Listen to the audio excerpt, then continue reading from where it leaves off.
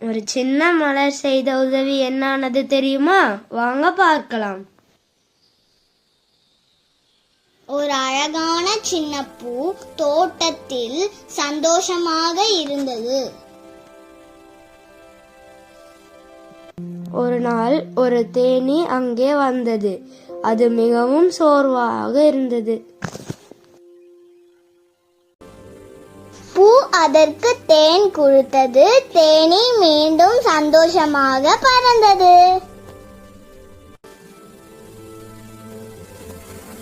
சில நாட்களுக்கு பிறகு மழை இல்லாமல் பூ வாட ஆரம்பித்தது.